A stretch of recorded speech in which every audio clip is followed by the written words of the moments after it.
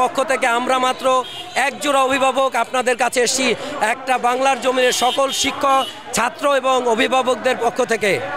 আমার দাবি হচ্ছে বিশ্ববিদ্যালয়ের ভর্তির নামে যে অনাচার, যে নির্যাতন অভিভাবকদের করা হয়, শিক্ষার্থীদের কথা হয়, আমি সেই অনাচার থেকে, এই নির্যাতন থেকে জাতির অব্যাহতি কামনা করছি। আমি বলতে চাই বিশ্ববিদ্যালয় ভর্তির জন্য একটা ইউনিক সিস্টেম চালু করতে হবে, যেটা একটা ভর্তি পরীক্ষার মাধ্যমে ছাত্ররা সকল বিশ্ববিদ্যালয়ে ভর্তির সুযোগ পাবে। একটা ইউনিক মেধাবী সিস্টেম চালু করতে হবে, একটা ইউনিক মেধা তালিকা প্রণয়ন করতে হবে, যার মাধ্যমে 56টি পাবলিক বিশ্ববিদ্যালয়ে ছাত্রছাত্রীরা একসাথে ভর্তির সুযোগ পায়, একসাথে তার মেধা তালিকা প্রকাশ পায়। সে যেটায় ভর্তি হবে একটাই ভর্তি হতে পারবে, বাটটা অনেকটাই তো ভর্তি হতে পারবে না। তাহলে কেন বারবার এই জায়গা থেকে ওই জায়গায়, এই জায়গায় থেকে ওই জায়গায় কঠোর পরিবর্তন করবে বাচ্চারা? অভিভাবকরা এই অভিভাবকদের কষ্টটা, আর্থিক কষ্ট সারা জীবন ভোগ করে, আর ছাত্রছাত্রীরা এ ব্যাপারে অনেক কষ্ট ভোগ করে। সম্মানিত প্রধান উপদেষ্টা এবং যারা সংশ্লিষ্ট ব্যক্তিবর্গ, তাদের দৃষ্টি আকর্ষণ করছি, ভিসি মহোদয়, 56টি পাবলিক বিশ্ববিদ্যালয়ের ভিসি, ট্রেজারার এবং রেজিস্ট্রারকে বলছি, আপনারা আপনাদের ইগো বাদ দিয়ে বাচ্চাদের হেফাজত করার চেষ্টা করুন। আপনারা আপনাদের ইগো বাদ দিন, ইউনিক ভর্তি সিস্টেমে আসুন, বাচ্চারা ভর্তি হোক।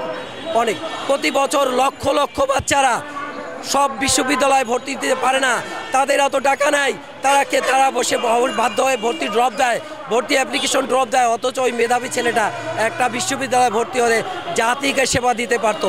এ দায় কার? এ দায় আপনারাদের, যারা বিশ্ববিদ্যালয়ের ভর্তির নামে এই ধরনের অপকর্ম করে বেরিয়েছেন বছরের পর বছর। বাচ্চারা ভর্তি পরীক্ষা দেবে একটা, যে ছেলে ইন্টারমিডিয়েট পরীক্ষা দিয়েছে তাতেও তাই অনার্স ভর্তির কোয়ালিটি প্রুফ হয়ে গেছে। আপনি কি বলতে চান হয় আপনারা ভর্তি নেওয়ার যোগ্য নয়, নচেত ওই বাচ্চারা ভর্তি পরীক্ষা দেওয়ার যোগ্য নয়? কোনটা যদি সঠিক হয় তাহলে ইউনিক ভর্তি সিস্টেম চালু করেন। নিজেরা না পারলে আমাদের সহযোগিতা নিন, আমরা চেষ্টা করব। এটার জন্য 32 বছর দরকার নাই, 32 দিনই দরকার, এবং 32 দিনে এই প্রবলেম সলভ করা যায়। যদি আপনারা চ্যালেঞ্জ নিতে চান আসেন, আমি সাধারণ মানুষ হিসাবে এই চ্যালেঞ্জ রিসিভ করতে আগ্রহ করি। আমি বলতে চাই আপনারা ছাত্রদের দিকে তাকান, অভিভাবকদের তাকান, আমার কার্টুনটা দেখেন। আপনারা একটা স্টুডেন্টের নাকে দড়ি দিয়ে টানেন, একটা গার্ডিয়ানের গলায় মাজায় শিকল দিয়ে টানেন। এটা কি? তারা বাধ্য হয়ে হাঁটু থেকে রক্ত ঝরে, আহত হয়, নিহত হয়, অন্তরে রক্তক্ষরণ আপনারা দেখেন না। আপনাদের দরকার বিশ্ববিদ্যালয়ের ভর্তির নামে 300 কোটি টাকা প্রতি বছর। এই 300 কোটি টাকার রাজশাহী বিশ্ববিদ্যালয় এবং চট্টগ্রাম বিশ্ববিদ্যালয়ের এই ইউনিট ছাড়া বাকি ভর্তির আবেদনের তথ্য আমি ইন্টারনেট বা কোনো জায়গায় পাইনি।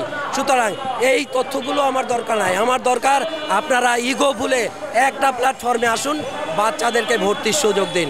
আপনাদেরকে ধন্যবাদ। আসসালামু আলাইকুম। আমার নাম মোহাম্মদ সাজ্জাদ আলামিন।